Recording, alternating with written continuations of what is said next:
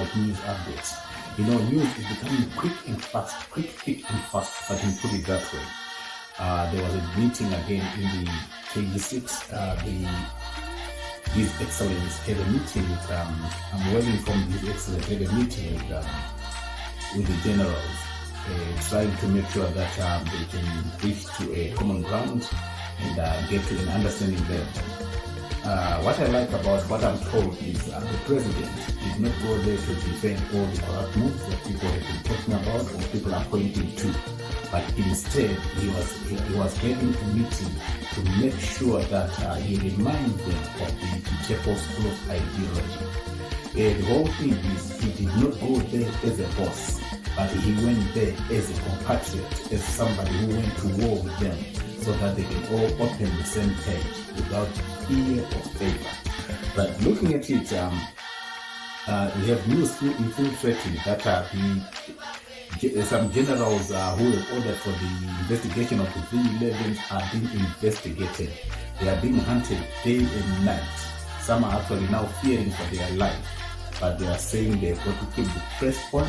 And during the talk with His Excellency, that issue was never mentioned, and he never even wanted to stray along those lines.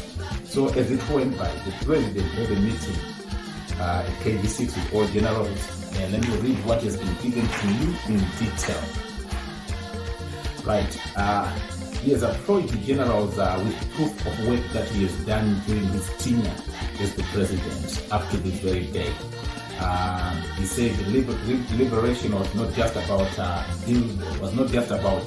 fighting to make the people free, but it was also about building the native nation of Zimbabwe, which he's saying he has done and is still doing. That's why he still wants to pursue his vision up to 2030, so that he does not leave or abort the assignment that he has started. He said we fought for a Zimbabwe that defends itself. We also fought for a Zimbabwe that is capable of feeding itself. That's why there's this Umbuza program. He said we also fought for a Zimbabwe that lives itself. What he was trying to say is he's not looking for people to be trying to find support from outside of the country. If there be any challenges, he wants them to be settled in-house within the nation of Zimbabwe, because he doesn't want outside influence or outside interaction. A thing that I know definitely is not what the vice president is up for. He's already getting up support and making sure that he's geared up to support anything that comes in regards if his push through his command is adhered to, and the sitting president tries to fight back or rebel, then he has got a backing that can topple what he's fighting to do. There's a message that has been doing rounds. It's not yet confirmed to me, but I've tried to check with one or two people where the VP, the vice president, just wrote what we call a colloquial statement, where he mentioned that anything that we start, we will finish. Nobody knows exactly what it meant, but because there's a political feud going on, people have started to interpret it differently. Others trying to make sure that it means what they want to hear. We are still keeping our tails closed. I'll be coming with that news at a later time, maybe tomorrow. You have to bear with me because I'm not a journalist. You should bear that I do some work. I do work. I do run some business somewhere. So I've got to invest my time in that as well. But as and when I get time, I will make sure that I will try and feed you with information that is very current, so that you don't get confused by information that's being thrown all over. I respect every person who's trying to feed information, but people should also know that they will leave people agitated if they don't give correct and proper information. I've said this about the Nyukhaima Bunu issue. I've got the documents. I'm not talking about people who have told me about something. I'm telling you about what I have. I have the documents, and I've actually had him to disclose the name that he was using and the atrocities that's behind that name, and why now the Zimbabwean government seems to be pulling strings in winning over that case if it is not handled well. And all those people that have been applauding him when he was making the shouts, and I know he had a generic statement that he was saying that legendary. Everyone was starting to say the legendary. You know, some people can be comic, but at the very same time, they will drive the mission of what he dreamt to be the best way forward. Unfortunately, the young guy didn't get backing. So as of now, he's running short of financial assistance because his solicitors, if they pull out for non-payment, then the whole deal is gone. The young guy will be expatriated to Zimbabwe. Well, definitely I can tell you, without fear or favor, that you'll be roasted by the system. You know, the system doesn't mess about with people that try to mess up with it. So people need to stand up with the guy. Let me not deviate from what I'm talking about here. Let me go back to the KB6 meeting because that's where the issue lies more. Right, the president has presented a track record of the things that he has done. These are real projects, and these are not just projects that he's talking about to be done. He has actually shown the real progress in the project that he has undertaken. These are key facts. These are facts, and they are key to the nation building. What he was saying during the time of his address, he said, key national projects that he started to point out to, I'll mention them one by one so that people get to know that as much as the fight is on, he's saying, like I always tell people, have two goods, one improvement. He did not say he's a perfect man. He did not defend all the irregularities that are being claimed or pointed to him. But he also had to point out on some things that he has done so that if he is to be judged, he is not to be judged using information that's being thrown all over on Twitter. But if he is to be judged, let him be judged fairly because of what he has done in building the nation of Zimbabwe. Please don't bring emotions to me. I'm just a messenger. Otherwise, I won't be patient with people if they don't allow me to express or share information that is not easily reachable by many. Right. He mentioned the Bay Bridge border post modernization. He says, as you can see, it's now the best border post in the whole of Southern Africa. It can even be compared to any other border post in any country in Africa. He wants to believe we have got one of the best that has been done during his tenure as the president of Zimbabwe. He has also gone on to mention the Harare-Masvingo Bay Bridge Road, the rehabilitation part of it, and say it was a massive success and it's making now business to be easy for people to transport, for business transportation, traveling of people. He said that's a massive. Consider the fact that that road is a stretch of 585 kilometers. He said that's a big achievement and is still looking to do more of those projects. He spoke about the Kovimba mining initiative, and he says that's another initiative that's going to be income generating and for the nation of Zimbabwe, and it's also going to be creating employment for quite a number of people. He did not stop there. He even went on to speak about the Magnesium, the Brimstone Iron and Steel Company project. He said that $1 billion project is most likely to be creating close to 6,000 jobs. And he even pointed to say that it is the largest steel plant that is going to be implemented in Africa, meaning to say Zimbabwe is going to be on top of every other nation when it comes to steel production. And he's looking at it positively.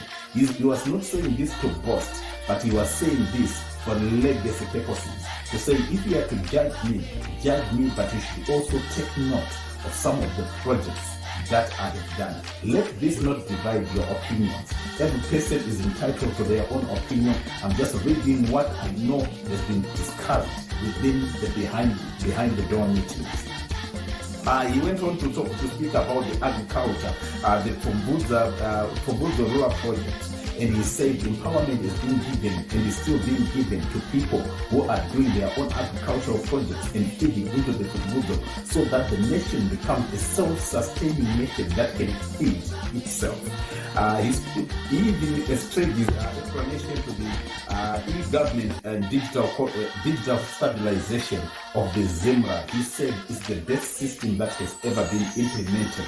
in the country of Zimbabwe, if not in most of these African countries.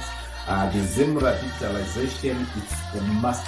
He says it's a master class according to how he has done it. It's some of the projects that have been implemented during his tenure in office as the sitting president. Last but not least, he spoke about transparent and military housing, the project that he intends to be doing, and I've already started on them to say these are some of the achievements that he has done and achieved during his time in the office.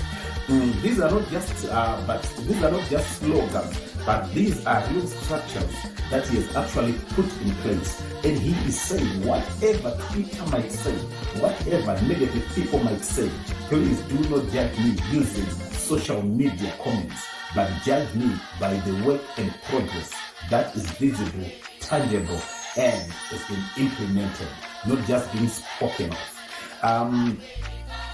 During his time of explanation, he said he took it downland, what we call the Chitepo School of Ideology. He reminded people of great people that have been there before him, people like Herbert Chitepo, the late Robert Gabriel Mugabe, the people that have fought for the liberation of this country, and how great and how faithful they have stood with the country during the hard times to make sure that people are fully liberated. So through the Herbert Chitepo School of Ideology, he was reminding the military generals that they should know where they came from before. They should know where they were before they came through the whole system of Chitepo School of Ideology that empowers them to be where they are today. He says the best way to stand with a country and know that you are moving forward is when you check on development, because it is the highest form of patriotism. You cannot just be patriotic when you are not building the nation's infrastructure. I push it furthermore to what has been shared with me. He said he didn't defend his position when he has come before the generals. He said, I'm not here to defend my position, but I've involved the ideological mentality within you guys who are leading as the army generals. You must know that most of them have been placed in those positions after all the reshuffles by him. So for him to know that he is now being challenged, it also becomes a challenge to him to try and see who is the person pushing behind it. As much as they might have simply crossed roads with General Chiwenga, one thing that I need to remind people and make them aware is he himself, the sitting president, knows how powerful the vice president is also. If it comes to power, they could be close to 50-50, although it is the sitting president who has structured these systems. He is not paying a deaf ear, or even playing a blind eye to the presence of the vice president, Constantine Dominic Nicazino Chiwenga. He knows that he is a powerful man. It's only the people around him who are trying to support Chiwenga the wrong way, and they are touching him because they've never known him, they've never known who he is. But the sitting president does know the person who is his VP. Yes, upgrading of the Victoria Falls is another matter that he factored in when he was discussing or expressing what he has achieved as the president. He says he has turned it into a foreign and national business hub. And for sure, as you can all tell, the place is looking magnificent, international. He has seen most people starting to visit that place. These are some of the projects that he's pointing to. Other people might come and say, we know about the projects. What you are not happy about is the inflated prices that have been that have been used in putting up those places. It's a discussion for another day. He also spoke about the commissioning of the new Parliament Hub in Mount Hampden. He said he has moved from the Smith-instead Parliament, and he has tried to show people that we are a liberated country. We cannot continue to be housed in things that were built by us, by our former colonial masters. Henceforth, he has commissioned the building of the new Parliament Hub, which is in Mount Hampden, and is taking pride in that. So if ever anything he is to be judged, he is saying, help me at all costs to appreciate the things I have also done. During the address, there were different emotions and different reactions. Now this is where it all starts to boil up. Listen to this. Other generals started to nod in agreement as he was reading and going through the physical, tangible, and already in place projects that he has actually commissioned during his time as president. Others never responded. They were only taking notes because he was addressing them as cadres, but not as the boss. So for that, others kept quiet, kept silent, while he's just taking notes and never commented or said nothing. With others that were sitting opposite each other while he was addressing, the eyes were just clashing from what I'm told. At times eyes can talk. Yeah? At times eyes can talk. You would want to know who it is that is talking to who. But during that time, I'm told that eyes were clashing, talking. Meaning to say there are some people who were actually coordinating, trying to weigh what was being said, whether it was making sense or not, whether they were going to buy into what was being addressed to them or still stick to their guns on what they want. If it's changed, we're going to be hearing more about that. During that time, there was what we call, because this is the military, this is not the social media hub, where people just come and blast, where people can just throw comments, where people can just label others, where people can just divide among themselves, where people think they know everything and they don't give time to listen to somebody. What it is, this was the military highest ranked personnel that was being addressed by one former senior cadre who took to war with them and came back with them and have known for all this more than 45 years of being together. They've been together before the liberation. So 45 years into the liberation, from the plus the time they spent while they were in the bushes and the trenches, this bond is what was being reminded by the president to the army generals. So what was in the room, it was full of controlled emotions. There was no shouting, no commenting, no questioning. It was just listening and controlled emotion. But at the very same time, there was full attention being paid to what he was saying. The room regarded him as a former comrade and not as a boss when he was addressing. Meaning to say his powers were toned down for them to be close to the same level so that they can reason together. There's something that I want to express here. Other officials in that room, they then started to question as to why projects were now being pushed after the invocation of all these things. The issues, things to do with issues like the hospitals, where Pareniaqua has been the outcry of all hospitals, averages, and all the other hospitals, the Pillow Hospital, where they have been degraded up to close to, like what they are saying, close to nothing. Then all of a sudden, because pressure has been mounting, the president has gone to Belarus, where he is said to have acquired contracts for the hospitals to be reinvented and redesigned, if not re-upgraded. They are saying, why are you now rushing all these projects when all this time you were hearing about it and not acting? It did put tension in the room, from what I am told. The president was asking the generals to judge him fairly, like I said, and but not covering up for his wrongdoings. He did not even try and explain, but all he was trying to do was just to give them the facts at hand. This refrains him, but does not judge his wrongdoing or destroy his legacy. He's saying what he has done, he's so praying that they preserve his legacy as a former president of Zimbabwe. He has been saved. The way he has addressed the meeting, he has saved himself from being a corruptionist, but instead a revolutionary leader who built his country during his time in tenure in office. The movement, he says, it was historic, and the projects are real. And above all, so I'm asking you, what do you think is going to be the honest take to this? Because having been addressed and him having left, It means to say the army is going to have to remain behind and discuss over it, chew over the bond that has been laid to them. What do you think is going to be the outcome to all this? I'm going to be coming later on with another challenge that has actually happened, where there is 12 chief army commanders who sit and determine the outcome of where the nation is going to go from here on.